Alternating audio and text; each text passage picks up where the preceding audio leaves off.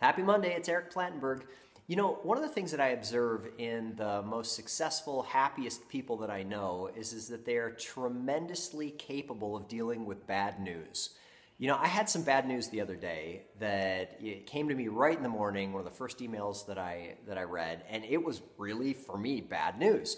It was bad news because I had expectations about how this thing was going to happen, and it didn't happen that way. And then further, my mind started to travel to all of the dominoes that was going to knock over and all of the other things that was going to go wrong because of it. So if you look at people that are really grounded and that are moving forward in their life, they consistently are able to navigate through situations like the one that I was in the other day in a positive and a constructive manner. So there really are two ways to get what could be considered bad news. Number one is you can handle it poorly. And when you handle it poorly, the problem with that is that the way you handle it is often worse than the situation that you're in. If at the very least it exacerbates it. So when something goes wrong in your life, and I know that you have examples of this, I mean, nobody is immune from bad news. You can either throw more gasoline on that flame or you can quickly quell it. So I'll share with you a couple of ways that you can make any problem worse. Number one is start actively imagining how bad things are going to get because of it. So you can do negative goal setting. This is called worrying and stress. So when you get that news, if you allow your mind to then dive into all of the worst case scenarios, and I don't mean proper planning or proper risk mitigation or proper expectation setting, I mean just flat out unconstructive worrying and fretting. That's a really popular way that people go ahead and they make bad news even worse.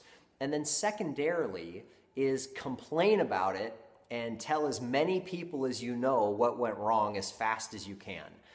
Now, I say that a little bit tongue-in-cheek, but you know that people do this. They get bad news, and then their mind travels to the future as to all the things that are going to be worse, and then they tell everybody about it. Okay, so let's not do that.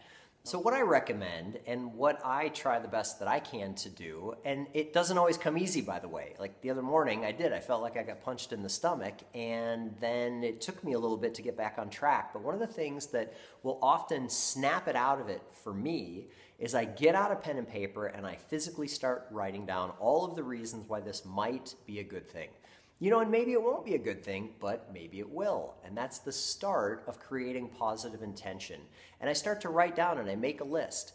The next thing that I do is I get very grounded, and you've heard me say this for many different solutions or many different situations. I get very grounded in the present moment. What's going on right now? What is my experience in this moment, in this room, with the people that I'm with right now? Almost all bad news has to do with something that happened in the past that's already over, or it's something that might possibly happen, and of course might possibly not happen in the future. The more present I can get, the more present I can connect to my breath, and I can just feel my body, feel my energy state in this moment. That allows for a much more constructive response. Blood flow to your brain will actually increase. You'll be able to then think more clearly and then create solutions. So I'm not suggesting that anyone bury their head in the sand. That's the last thing that I would suggest. What I am suggesting is that instead of worrying about a future that may or may not happen, get grounded in what's actually going on, look for some positive solutions, and then, see what happens. If the universe is kind, and I believe that it is, then even if that bad news manifests itself and a situation gets hard and a storm comes, then on the backside of that is something that is rich and meaningful and supportive to the whole world. Certainly supportive to me. That's the way that I see it.